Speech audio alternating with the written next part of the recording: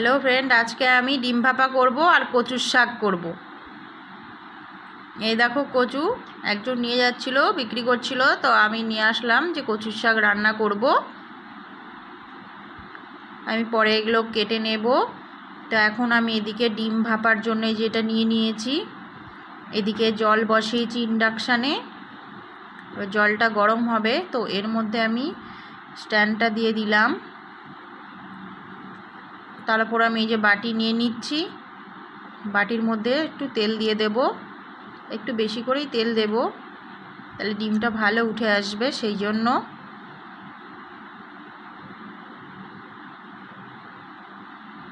তেলটা ভালো করে এইভাবে বাটির চারিপাশ ঘুরিয়ে বাটিটায় মাখিয়ে নিতে হবে।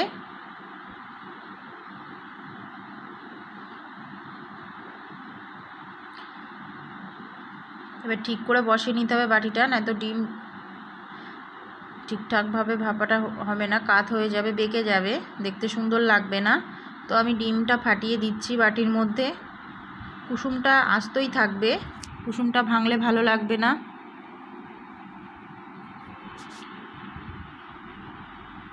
আমি একটা বাটিতে দুটো ডিম দিয়ে দিলাম। আমি দেখব দুটো ডিম দিলে কেমন হয়, একটা ডিম দিলে হয়তো একটু সাইজ ছোট হবে, একটু বড় হবে। আর একটা বাটিতে দিয়ে দিলাম। তিনটে বাটিতেই আমি ডিম দিয়ে দিচ্ছি।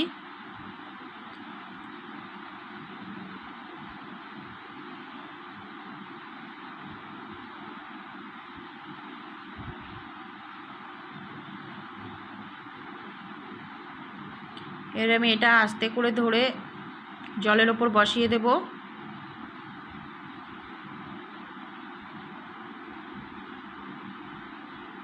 একটা কুসুম একটু কেমন হয়ে গেছে, আমার একটু হয়তো ভেঙে গেছে, কিন্তু অন্য কুসুমগুলো ঠিকই আছে। কুসুম ভাঙলে ভালো লাগবে না দেখতে। এবার আমি বসিয়ে দিলাম, তো উপর থেকে ঢাকা দিয়ে দিলাম। তো চারিদিক দিয়ে হয়তো আমার মনে হচ্ছিলো হাওয়াটা বেরিয়ে যাবে, তার জন্য আমি আটা দিয়ে সিল করে দেব। তো এদিকে আমি একটু পেঁয়াজ, আদা, টমেটো এগুলো কেটে নিচ্ছি। ডিম রান্নার জন্য এগুলো লাগবে। বাটা মশলার জন্য রসুন, লঙ্কা, টমেটো লাগবে।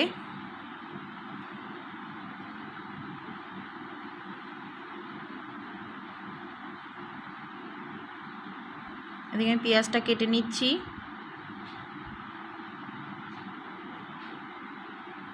দেখেছো আমি কত তাড়াতাড়ি পেঁয়াজ কাটতে পারি।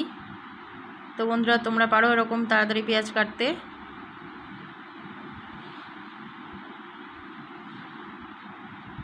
আমি এদিকে কচু শাকগুলো ছাড়িয়ে কেটে নেব।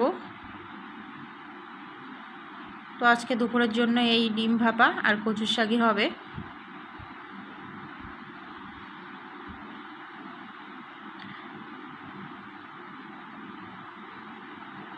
কচু শাক এগুলো রান্না খুবই ঝামেলা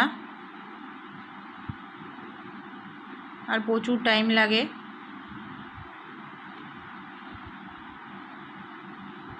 হাতে দেখো, এদিকে হাত তো পুরো কালো হয়ে যাবে, সে আমি কালো দাগ তুলে নেব।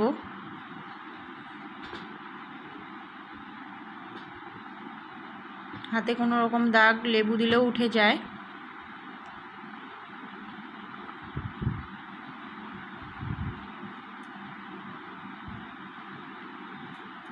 তো কচু শাক কাটা হয়ে গেছে, আমি এবার ধুয়ে নেব। হাত আমার দেখো কি অবস্থা।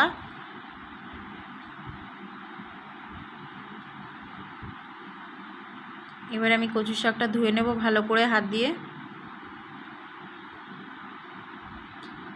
আর এই কচু শাকগুলো কত সুন্দর, একটু হাতে চুলকায় না।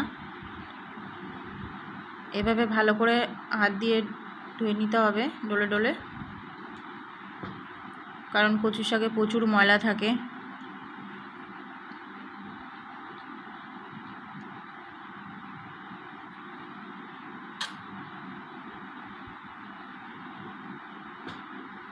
এদিকে দেখো আমি সাবান, বাসন মাজা সাবান আর স্কচ ব্রাইট দিয়ে আমি ডলে তুলে নিচ্ছি। এক্ষুনি উঠে যাবে, সুন্দরভাবে উঠে যাবে, কারণ বাসন মাজা সাবানে অনেক ক্ষার থাকে।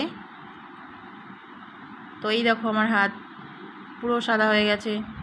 তো এদিকে আমি কচু শাকগুলো সেদ্ধ বসাচ্ছি। এর মধ্যে একটু নুন দিয়ে ঢাকা দিয়ে দেব, সেদ্ধ হয়ে যাবে। আমি এদিকে আটা দিয়ে একটু সিল করে দিয়েছি যাতে হাওয়াটা না বেরিয়ে যায়। তো আমি আগে বুঝতে পারিনি যে হাওয়াটা বেরিয়ে যাবে, তো অনেকটা টাইম লেগে গেল। পরে আমি দিলাম, আটা দিয়ে সিল করে দিয়েছি পরে। তো এদিকে হয়তো ডিম ভাপাটা হয়ে গেছে। আমার 20 মিনিট ছিল ঢাকা দেওয়া। তো দেখুন কত সুন্দর হয়েছে, তেলটা একদম ওপরে উঠে এসছে।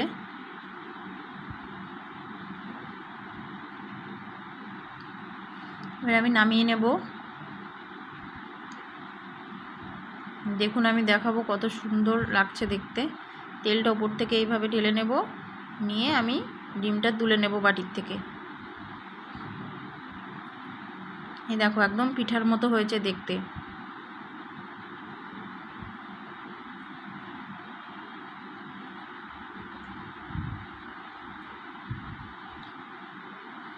কত সুন্দর লাগছে দেখেছো? কুসুম কিন্তু একদম আস্তই আছে। এই দেখো কুসুম গোটা গোটা আছে কুসুম। এই দেখো কত সুন্দর লাগছে দেখো।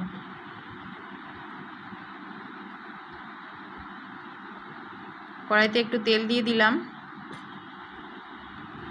তেলের মধ্যে আমি পেঁয়াজ কুচি দিয়ে দিচ্ছি। পেঁয়াজ কুচিগুলো একটু ভালো করে ভেজে নেব। তো পেঁয়াজ কুচির মধ্যে একটু নুন দিয়ে দিচ্ছি, তো একবারে দিয়ে দিচ্ছি নুনটা।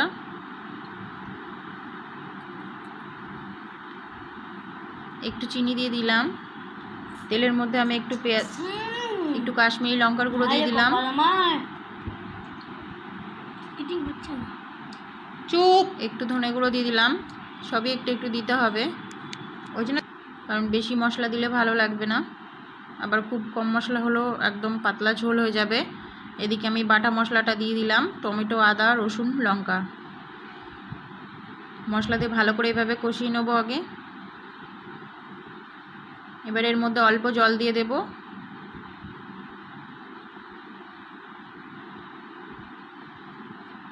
এর মধ্যে ডিম আমি ছেড়ে দিচ্ছি, যে ডিমটা ভাপিয়েছিলাম।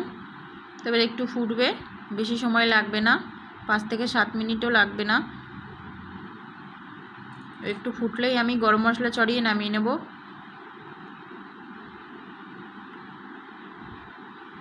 তো রান্নাটা হয়ে গেছে। তো রেসিপিটা কেমন লাগলো আপনাদের কমেন্টে জানাবেন। যদি ভালো লেগে থাকে লাইক বেশি বেশি করে শেয়ার করে দেবেন। দেখুন কত সুন্দর লাগছে, একদম পিঠার মতো লাগছে। এটাকে ডিমের ঝাল পিঠাও বলতে পারেন।